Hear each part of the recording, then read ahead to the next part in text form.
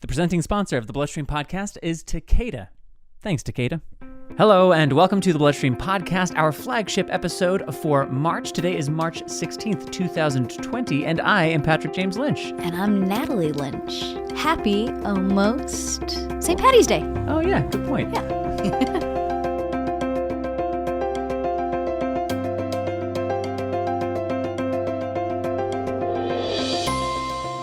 When you have a disability, you're basically like the other to everyone. And it's sort of like a superpower because everyone has felt that way. Today's interview guest is Zach Anner, a comedian, actor, and writer who has quadriplegic cerebral palsy and who seeks to both entertain and enlighten through his work. Zach first made waves in 2010 when his submission to Oprah Winfrey's search for the next TV star competition resulted in his receiving worldwide attention, and ultimately Zach's winning the contest, granting him his own show, Rollin' with Zach, which debuted on OWN, the Oprah Winfrey Network, in 2011. Zach's YouTube channel, which boasts over 375,000 subscribers, is filled with hilarious and sneakily philosophical content, such as his high-intensity fitness series Workout Wednesday. I promise, these videos are unlike any fitness videos you've ever seen. Zach also hosted a show for Soul Pancake exploring religion called Have a Little Faith, which you'll hear him talk about in just a little bit. Can I be honest? It was a strange day, the day that Zach and I met for the interview. It was last Wednesday, not that long ago, but it was the day after the NBA postponed its season and the president announced a European travel ban while my wife was flying across the country. Things had just begun to feel really real. I rushed out of my place after a day of corona-related calls and emails and not as prepared as I wanted to be. And as I drove past Staples Center on the way to Zach's, I passed vendor after vendor out on the streets still hawking Kobe merch. I thought, man, that feels like forever ago. I forgot pieces of my equipment at home. I started having issues with other elements of it. And within about 10 minutes of meeting Zach, I was embarrassed. I felt bumbly and unprofessional, and the negative self-talk started ramping up pretty quick. But as soon as we turned on the mics and Zach started telling stories and sharing his perspective with me, it did not take long to lose myself in Zach's genuine and hysterical storytelling. Zach's book, If at Birth You Don't Succeed, is available right now. In fact, the audiobook, read by Zach, is queued up in my Audible playlist as I record this. And after you hear the interview, I wouldn't be surprised if it was queued up in yours as well. So that's coming up in just a little bit. But first, clinics are getting a major modern facelift by startups seeking to simplify health data collection and to empower the patient along the way. Did you know about that? That's why we're here. It's coming up momentarily as the subject of our Like segment brought to you by Natalie and I and a special guest. Ooh la la, who might that be? Hard to say, big mystery. It's not that big a mystery. That segment is coming up right now. Happy Bleeding Disorders Awareness Month. Our Like segment this month comes to us from Genentech. As you know, the Challenge Accepted show is their exciting web series hosted by magician and comedian Justin Willman. I like those two things hand in hand, magician and comedian. Although I kind of feel like in most cases, most magicians are comedians, or at least think they are, or try to be. Doesn't always go the other way around. Challenge Accepted shines a spotlight on members of the Hemophilia A community as they work alongside celebrity coaches to overcome their everyday challenges and get outside their comfort zones. In the most recent episode, host Justin Willman, you know, that magician and comedian, challenges Damien, a high school baseball player, to think quickly on his feet no matter what hemophilia throws his way. Guest starring professional hockey coach, different sport, David Quinn, who also has hemophilia. That's true. Episode 7 is on YouTube right now, and you can find it by going to YouTube a little bit later after the podcast and searching the phrase Challenge Accepted Show. You got to use all 3 words. It's a really heavy lift. Challenge Accepted Show, or you can click the link in the program notes. So we're lucky this month joining us here for the Like segment is none other than Ask the Expert host Amy Board. Hello, Amy. Hello. I am so excited to crash your podcast party. Welcome. Yeah, I don't know if it's crashing if we welcome her in. Is it still crashing if we allow her? No, but she wants here? to crash it, so. I do. I want to crash it. Thanks for crashing it. So, Natalie, what do you have for us this month? So this month's Like segment is from thehill.com, and it's titled, These Startups Are Innovating the Future of Healthcare. Story at a glance, there's these new companies that are trying different solutions for healthcare issues. You can get your body scanned at a kiosk to keep track of your numbers. There are new clinics popping up to streamline the patient experience with the help of technology. And while none of these companies solve all the problems in healthcare, they're changing the way you can seek care and providing innovative solutions. Wow, that's a lot of stuff. So what exactly are these things? You said some kind of body scans? So the first are these kiosks to monitor your health. So there's two companies right now, Hiji or Hiji and Mport. Okay. And Hiji's website, their tagline is "Know your numbers, own your health." So, just like at the pharmacy where there's the freestanding blood pressure cuff. I remember as a kid, I loved that too. Like I always used to run over there. My mom was like, "Get away from that. Come on." Not a toy. And I'm like pressing the buttons. That's kind of what these look like, but they're far more high tech and they scan the whole body. And height, weight, BMI, body fat percentage, your inches around your bicep, your waist. It looks like they're wheelchair accessible too. I'm looking at a picture of one of them right now. They're really beautiful too, right? Yeah, they are.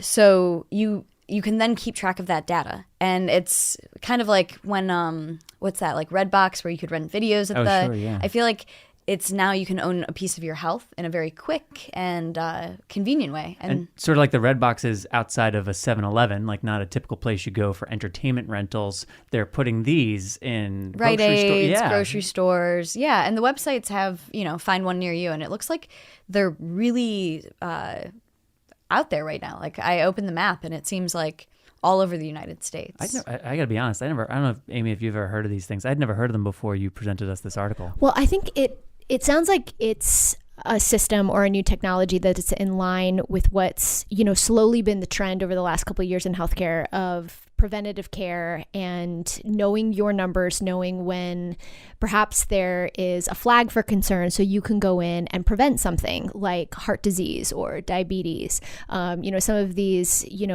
chronic illnesses that really could be prevented. And so it sounds like it's just another cool opportunity to do that without going in and seeing a physician and the whole thing. Yeah. And also just knowing your baseline, like what are you normally? So if you then go into the physician and they're like, "Oh, this is high," and you have, Hiji numbers from the last 22 grocery visits, you're like, "This is actually kind of where my numbers hang out." So that's kind of an interesting thing. Absolutely. That's a great point. But 22 visits to the grocery store, you get your Hiji numbers. Is it costing you a lot of money each time, or how does that piece of it all work? That was my question too. Does it cost anything? So on the Mport website, I was able to find information, and the basic metrics seem free. Height, weight, BMI, and then if you want the more interesting, like all the inches and like inches of my bicep if I'm tracking growth. Exactly. If Don't you're, laugh, Amy. You're starting to do weights Not starting, been doing it for a long time. Been doing it. Amy? Oh, okay. But yeah, we can watch it. We can watch your biceps grow over time, Patrick. Thank you, Natalie. But that's for $49.95 a year or something, $50 a year. Okay. And then you have access to like all these other it's like My Health Chart and stuff like that. And you mentioned up at the top that there's other kind of versions of this that are also taking place? Yeah, so there's these standalone clinics that are popping up. One's really popular in New York. It's called CityMD, and it's an urgent care that's using technology to kind of streamline things. And, if you have a gunshot wound, you're not going to go to CityMD, but if you have the flu or a respiratory infection or an ear infection or strep throat, there's also pediatric x-rays. So if your kid fell off the playground, you thought they broke a bone, you don't have to go sit in the ER because the wait time at CityMD is 8 minutes. So 8 minutes. 8 minutes. And there's 100 locations in the New York area. So I'm sorry, did you say, is this only in New York, or is that where it started maybe? It's in New York, New Jersey. I don't know if it's spread, but maybe it's piloting out of there. Yeah, I think that's where it started. And then there's a new clinic for general practice, and it's called Forward. So it's really, like, looking at the pictures, it's really, really beautiful. And if you go to their website, there's a little video, and it explains that there's you don't see a waiting room because there's no wait time. That's great. So you go in and you check check in on an iPad. Oh, fancy. And then your doctor walks in and he has this little scanner to like put over your arm to find a vein. So there's no digging around for veins, which I know is a plus in this community. Very into not digging around for veins. Very into that. And there's not a health insurance model for this. It's a monthly membership fee of $149. And 30% of the people who go to Forward are uninsured. So it's if you don't have insurance but want access to healthcare, this is a really cool option and affordable option. Well, for most people. Relatively speaking, yeah. Amy, when you hear about this, what do you think people in our community, how could they benefit from these kind of services? To the point Natalie made about if you had a gunshot wound, you're not going to go to the Rite Aid to check out the Higi machine or you're going to go to the emergency room. And if you need care for an inhibitor, you're going to go to your HTC. But how could you see people in our community making use of these kinds of services? Well, I guess I keep thinking about, the concept of medical homes, where you kind of go, where you trust, where everything lies. And for our bleeding disorder community, obviously that is the HTC. But for things like the flu, if you have a sinus infection, if you have a UTI infection, you just need, what you need, what you just need to be diagnosed. You need to just get care or antibiotics really quickly, and you can't do that at the HTC. And so these services that are slowly popping up, I think are a great option. I think we all know in the bleeding disorder community that insurance is very tricky.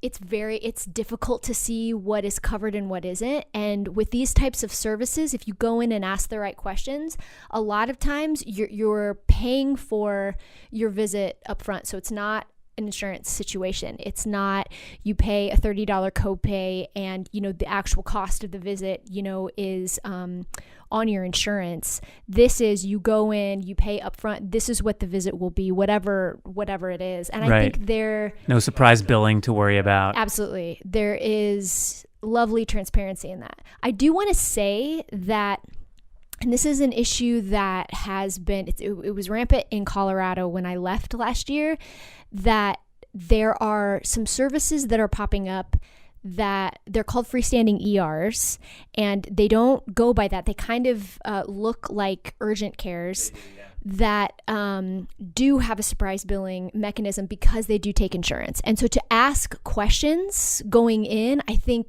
is just great advice for everybody in this type of situation, because technology is starting to assist us to access in the healthcare realm, which is great.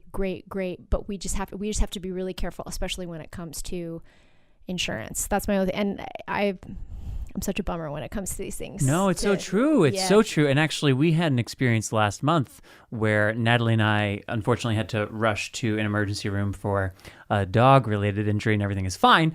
But I have to say, an injury on me, not the dog. An injury on you, yeah. The human was the one who was hurting. Dog was fine. But we didn't, and I take full ownership of this, like, I didn't know where we were going to go. Like, in the moment, it was the moment. The crisis struck. I didn't know where we were going to go. Didn't know anything about insurance in that moment. It was like, oh, I'm ill-prepared. So to your point about, like, it may look like an urgent care, but it's actually a freestanding ER, and if they accept insurance, there might be some back-end problems.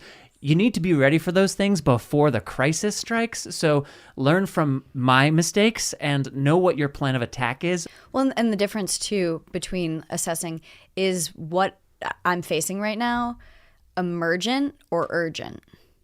That's a good, So if it's emergent, you go to the ER. If it's urgent, like I can't like deal with this cold anymore, or, I sliced my finger washing dishes on a knife, but it's not like bleeding, but I think I probably need a stitch or something. Yes. And the ER a lot of insurances tend to have a big copay just to walk in the ER. So you're spending $350 just for being there, where these urgent cares, a lot of times it's just the 20% copay, and it's not, and you've waited for a long time. So I think these are cheaper and quicker options for things that aren't emergent. Yes, great point. And then one more vertical of these new innovative clinics is woman-focused gynecology.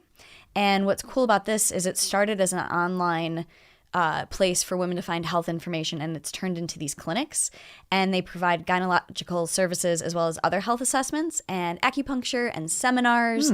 So Amy Board, thank you for joining us. And let's see, next week is the next 2-part episode of Ask the Expert. What's going on with Ask the Expert next week for March? Several things. We have a really cool guest. We have a teenager in our community who has von Willebrand's disease, who has started his own website, Live Smart, Play Smart, to honor Bleeding Disorders Awareness Month, and the fact that the Teen Impact Award submissions are open. And as a reminder that the Adam Lynch Scholarship in your brother's name is being launched. And so we have a teenager who's going to share his story and remind us all that sometimes experts are not what we seem. And Amy, thank you for joining us here in the Like segment. Natalie, great job as always, delivering some key pieces of information for the bleeding disorders community. And we'd like to thank, as always, Genentech for supporting the Like segment. Challenge Accepted Show on YouTube. You got to use all 3 words, Challenge Accepted Show. And thank you again to Genentech. Did you know the BloodStream podcast is made possible by our presenting sponsor, Takeda? That's true. Visit bleedingdisorders.com to learn more about Takeda's commitment to and support of the bleeding disorders community. But not yet. First, enjoy my interview with the hilarious and heartfelt humanitarian, Zach Anner. So you've been here 6 months, you said? Yeah, But you're not a downtown... maybe longer than that. I really, when I first moved here, the Alamo Draft House was not open. Okay. And it was very sad. It was like I was like, why am I downtown? And then the movie theater opened, and I was like, I could go to movies every day, and my life was better. Did you? The Draft House was my movie theater of choice in Austin, and it was like just such a drought not having one out here. Sure. How long were you in Austin? 12 years. Oh, wow. Wow. What years were those? Those were, 2005. Okay. To 2017. That sounds and right. Between that, although I did come out to LA once before to shoot For work? another show I shot a couple shows for Soul Pancake, Wayne Wilson's thing. Yeah. Yeah. What was that show? I did a show called Have a Little Faith where I explored different world religions, and it was just sort of like getting a sense of someone's faith and their own personal story about why it's important to them. We weren't doing any judgments or anything. It was just sort of like, oh, this is what being a Muslim means to you, or being part of the Baha'i faith, or being a Buddhist. What led you to that interest? Have you always been interested in religions? I'm interested in people. I'm interested in what people believe and what they care about, and I'm interested in meeting people that I never would have the chance to meet other than like making a show about it and finding common ground. Because when you have a disability, you're basically like the other to everyone, and it's sort of like a superpower because everyone has felt that way. How do you mean? Like everyone feels like the feeling of being the other is universal. Like everyone's had those moments where you're like, nobody understands me, nobody has gone through what I'm going through. And I've always sort of, at least in my adult life, understood that everyone is struggling. I just have the very I have a unique set of circumstances in that the things that I would most want to hide, I have no option. And so that's, in a way, is a gift because it sort of forces you to be more honest. You said a couple moments ago, in my adult life, and this does sound like an incredibly grounded perspective. I take it you didn't always have this point of view? Growing up, what we always had growing up, even when I was, a frustrated, petulant kid, was my family always had a sense of humor about things. And sense of humor is the best bridge to empathy that you could possibly have. So, like, when we were, like, we were very poor growing up, so we would always just sort of make our own fun by like watching Monty Python and then putting on our own versions of the sketches, so I feel like that in itself, and learning how to funnel struggle through humor, it's been like the best thing for my life and career. I would recommend it to everyone. I don't understand how people can go through life without laughing. Utilizing humor when you're stuck. And you can either be pitiful or funny. Like those those are the two those roads you can come go. up all the time. Okay. And I remember very distinctly, like when I was like in a physical therapy session when I was 4 years old, like they were trying to teach me how to put on and take off my shirt. And I remember trying to take off my shirt and it got stuck on my head and I couldn't get it off. And so I just peeked out of the shirt and I said, "I'm a nun." And that was like, and everyone started laughing. And it's like, oh, whenever I can't do something, I just have to figure out something that's funny about it and turn it into something that people can laugh with, rather than be like, should we help him? What do we do? Like, because if people know that I'm okay with all my stuff, with cerebral palsy or whatever else I've got going on, then we can start to have real conversations and break down barriers, Can you give people a top line of cerebral palsy, or at least your experience of it? That's the thing about cerebral palsy. Like, it's actually, people always ask me what's wrong with my legs, and then I kind of just tell them it's actually brain damage that happens around birth.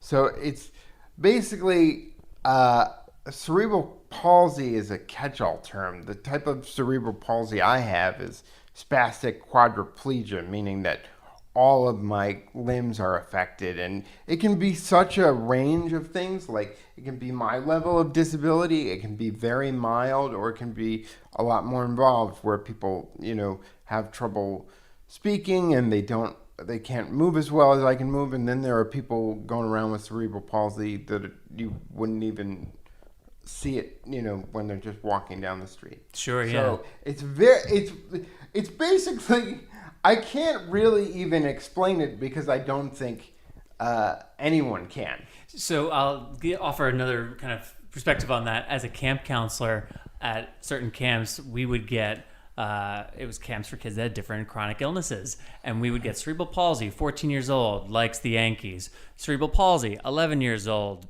he has shoes. And it was like... So it was the condition and one thing that was interesting about that person? That was like your bios that you would go through? Not always, but sometimes, because it was he like... likes the Yankees and he has shoes. That's a different...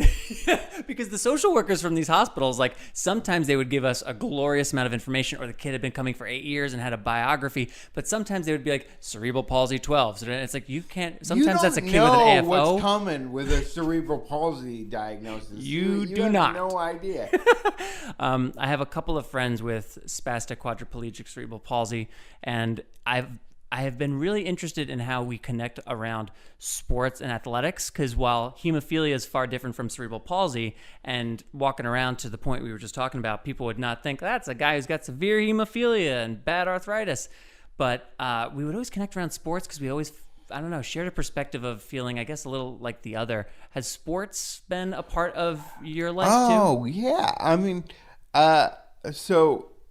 in my memoir, I don't want to like name drop it, but no, you should name drop it. That's why. Yeah, I have this memoir called "If at Birth You Don't Succeed," and there's a chapter in it called "Game Changer." It's about my adaptive PE teacher, whose job it was in grade school to come and adapt all of the sports that everyone else was playing, and she would just make different rules for me, and it basically made everyone else in my class think that I was like a cheating asshole.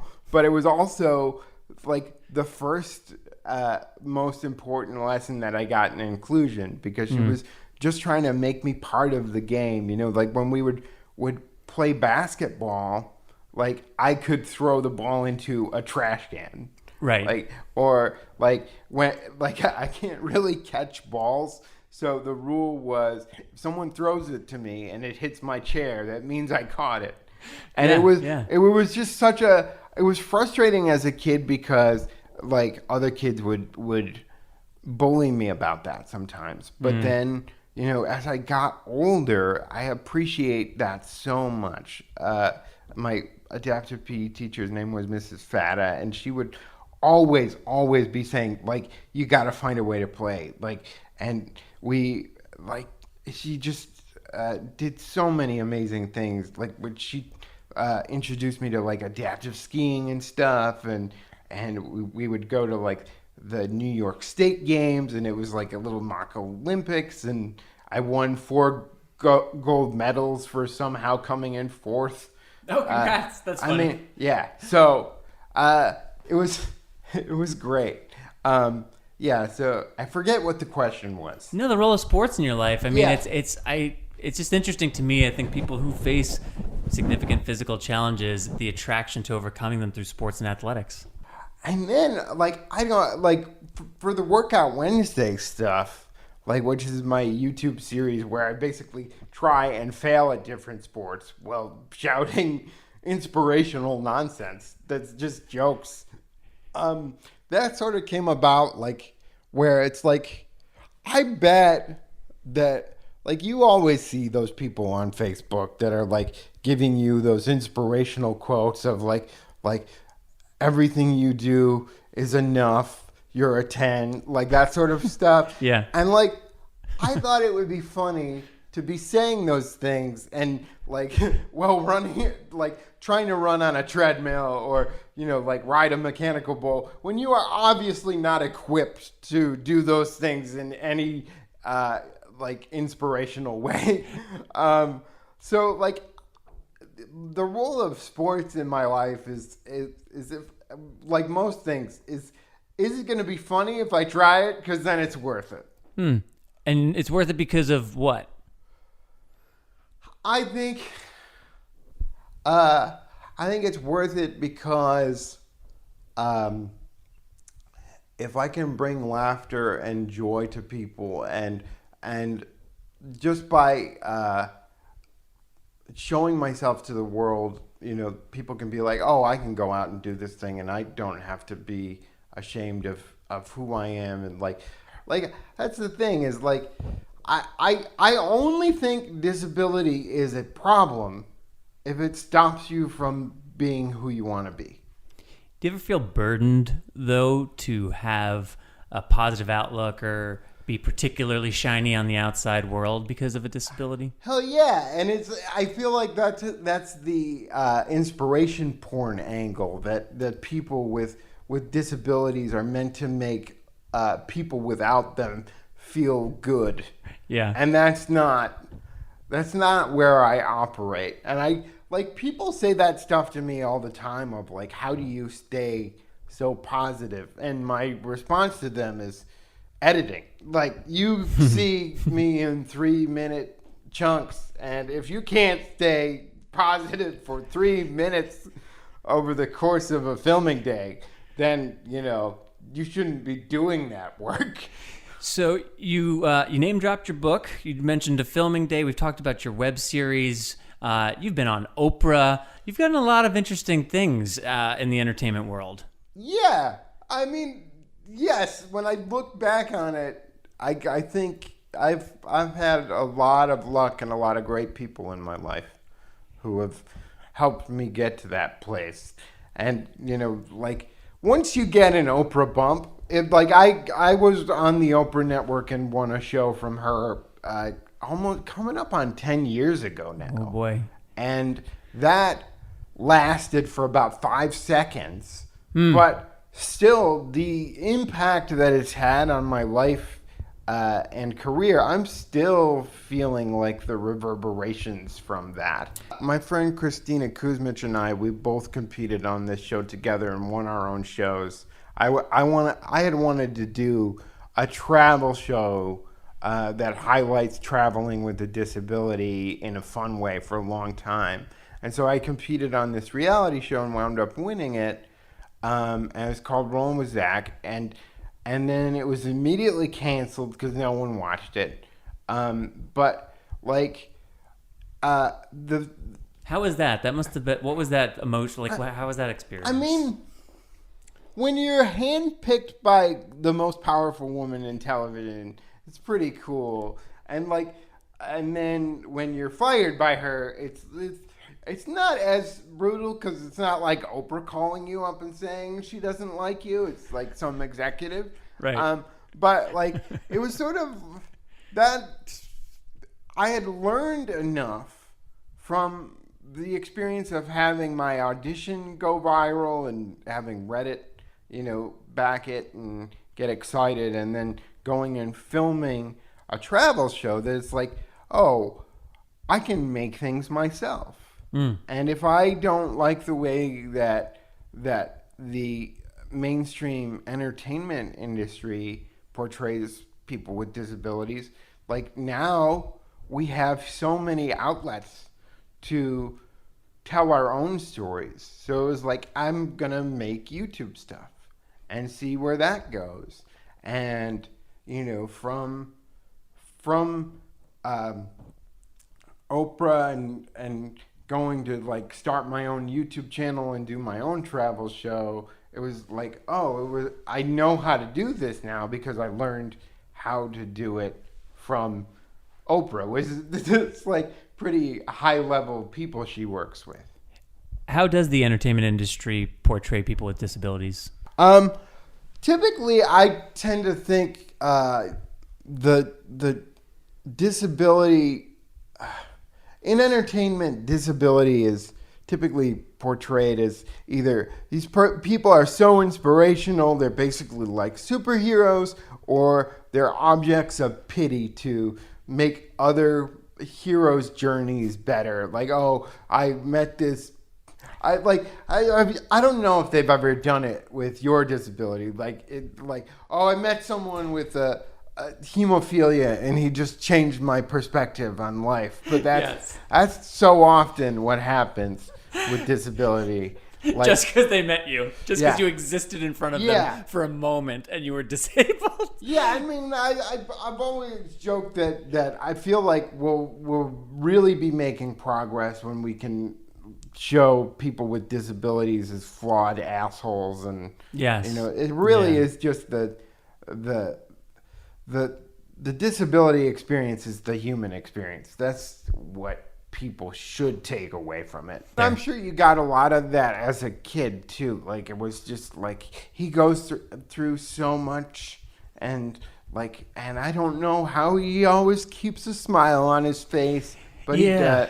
I don't know if you had any of that. I did, and it was interesting because it had more to do with, I was really fat as a kid for long stretches because I had hemophilia-related problems and immune problems, and I was really sick and putting on weight and on steroids, and then I'd miss a lot of school, and so what's going on with this guy?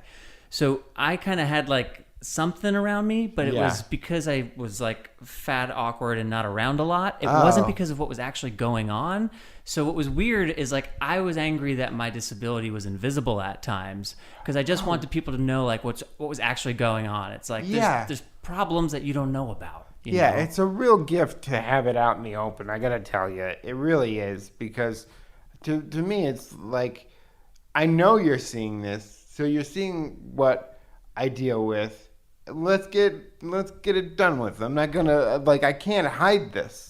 Right. I have to incorporate it into the best life that I'm gonna lead. Also, I'm clearly in my 30s, and this didn't happen this morning, so I've probably been around and know how to do life, and you can relax a little bit and not have to worry so much. I don't know how to do anything in life. I'm a hot mess all the time. Yeah, but what I've learned is that you never figure it out. Disability or not, it's just a shit show.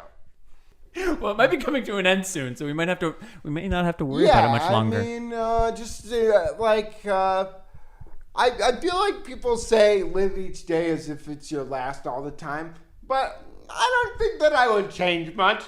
Most of my days are fine. I think I would be fine with just an average day as my last day. I agree. We've had too many extraordinary days this year.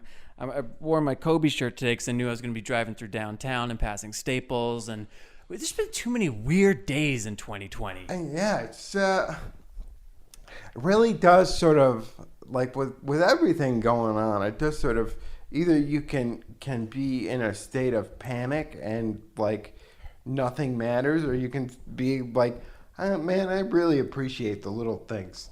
And I tend to be on the appreciating just the small stuff side. So apropos of nothing we're currently talking about, you have had a lot of interesting jobs, but the one I am really interested to ask you about, were you a security officer for an amusement park?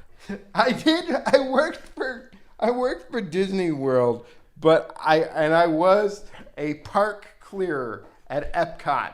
And basically that was, I would welcome people in the morning, except the one time, like, because you get up really early and I didn't know how to, like, fall asleep early. So I fell asleep on the job and people, like, started entering the park. I was really the worst employee ever.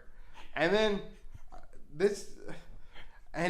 the job of a park clearer, in addition to telling people to, get the fuck out at the end of the night and have a magical day, is like you watch the fireworks in designated disability viewing areas from around the World Showcase. I don't know if you've ever been, but it is magical. Well, I have seen the fireworks show, and I have had the privilege at times in my life where I've needed to use a chair for an extended period. You've had the privilege of needing to use a chair? For the disability access beautiful viewpoints at certain ballparks and arenas. It really is. I mean, if I didn't have a disability, I would probably still be using a wheelchair just for the fun of it. Just for the perks alone. So what has... so you and I are about the same age. Are we? I'm 35. How old are you? I will be 35 this year. Oh. And I've been in LA since 2013. You've been in LA since 2017. Okay, so I came to write for Speechless. That's when Speechless started. I was like, oh, okay, I'll come out. And how did that come about?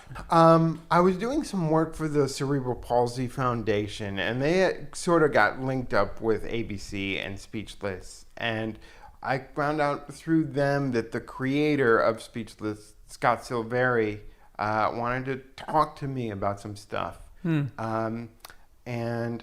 I don't know how familiar you are with the show, but it's a sitcom about a family where one of the kids is a teenager and is nonverbal and has cerebral palsy. So it's a really funny show. Shouldn't have been canceled. It's great. You can watch it on Hulu. So he called me and was just like, apparently had watched like the Oprah show way back in the day. And it's like Speechless was his life story and his family. And he was like, but we want, more stories that are authentic, and we want an authentic voice in the room. So my writing partner, Jillian Grassi, and I, we had written the book together. So we just said, what haven't you used in the book? And so we just wrote like a 10-page document of just like things that had happened in my life that might be good for like a sitcom. And they wound up using stories for like 5 episodes or something. And then they flew me out and they said, do you think like you'd be comfortable in the writer's room? And I wound up writing for seasons 2 and 3. Had no aspirations to write for sitcoms, but it was the best experience. And I feel it's a testament to how great a person and a mentor Scott Silveri is, because now all I want to do is write for TV. I got to guest star in a few episodes too, which was crazy. Got to tase Minnie Driver, which was a lifelong dream. Tay's Mini Driver. Yeah, it was, Huh. we've all thought about it, and I got to do it. No, she's great. She's Well awesome. done, sir. Good for you. That's awesome. What was it about the writer's room that made it particularly exciting? It's always wonderful to be surrounded by people who are funnier and more talented than you are. And so, like, going in, I thought, oh, I'm pretty funny. And then after, just seeing the way that they construct story and write jokes, is like, I'm not funny at all. I'm going to try and learn from these people. And it really was like a family. Like, everybody says that, and you could tell, like that's not true. But I love all those people. I was just looking, I miss them every single day. But, like, it was one of the best experiences of my life to be able to use everything that had made me feel different and ostracized when I was growing up and turn it into comedy that made people feel seen. It also gives a different frame to the story, right? Like, sometimes I know I've had to kind of look back on my life and appreciate, well, at the time I experienced it this way, but I don't have to hold on to those feelings. I can now kind of have a different perspective on that event. Yeah, it's like, and I definitely think, like, art in itself makes it possible for you to feel like no suffering is wasted, no pain is wasted. Yes. And, like, being able to sort of be that voice that I wish that I had had when I was a kid, of like, things are going to be okay, there's a path for you, and to be able to, like, put that on TV and help, make a really funny show that did that, it was just a gift. It was like, just the feeling that no pain is meaningless, and the fact that we just had really great snacks and games. We were always playing games. It was hard work. There were like 16-hour days and stuff, but they were all fun. And then I'm taking improv with Greg. So that's actually what I wanted to go to next. Greg, what's something about Zach in class that stands out to you? What separates Zach from a lot of other improvisers? Well, Zach rolls in the first day. I think he comes in about an hour late each day, by the way. It's 3 hours late. It's about Doesn't matter what's going on. I'm an hour late to everything. It's about a 3 hour class, and Zach, but whatever. He comes in. The teacher always says what we're doing, and Zach's reaction to what we're doing usually gets the class to laugh, and quickly establish himself as the class. It's funny because we're all trying to be funny, but he's the class clown in the funny class. Like Zach mentioned before we started the podcast, that he's very loud. But a lot of times Zach will start out his sentences very quiet, or he'll get caught on a word, but then the next word is like anal retentive, and just gets the class to laugh. But yeah, Zach is great. Yeah, and then quickly established himself as smart, funny, creative, charismatic, and that was my first impression. That's why I wanted to have him on the show. Oh, thanks, Greg. Zach, this was awesome. Thank you so much for having us here. Where can people go to find more stuff about you online? You can go to youtube.com/Zach Anner. You could check out If at Birth You Don't Succeed. That's a long book that, that'll take you. I did the audiobook, and it took me 5 days to record the audiobook, but it will only take you 10 hours to listen to. There you go. That's only a few car rides at the end of the day. It's not that long. The guy put 5 days of work into it. Give him a all right. Yeah. We'll put links in the program notes. Thank you, Zach, so much, and best of luck. Keep us posted if there's things that we should let the audience know about in the future. Thanks. Yeah. The presenting sponsor of the BloodStream podcast is Takeda. And what's the website, Patrick? Well, it's bleedingdisorders.com, Natalie. Okay. If you want to learn more about Takeda and the many awesome things they do, go to bleedingdisorders.com. And hey, thanks Takeda. Natalie, I regret to inform you it's that time again where we have to say goodbye. Aww. Yeah, I know. I'm sorry. I hate this time. Well, the good news is we'll be back next month with another flagship episode, third Monday of the month. Yeah, but it's also, like, this is Bleeding Disorders Awareness Month, and so, like, I'm always sad for March to be done. I know. Well, listen, there's still more time. They just aren't going to hear from us on this podcast for a But there's couple other weeks. podcasts they can listen to. Check out the Ask the Expert podcast, BloodStream Journeys, Cheat Code, the Sickle Cell podcast if you're interested, or you can go back and listen to previous episodes of this. I'm sure you haven't listened to all 70 some odd that there are, so there's plenty of content to go around. Who are you? Well, my name is Patrick James Lynch. And I'm Natalie Lynch. And until next time, take Take self-care of yourself. Bye, everybody.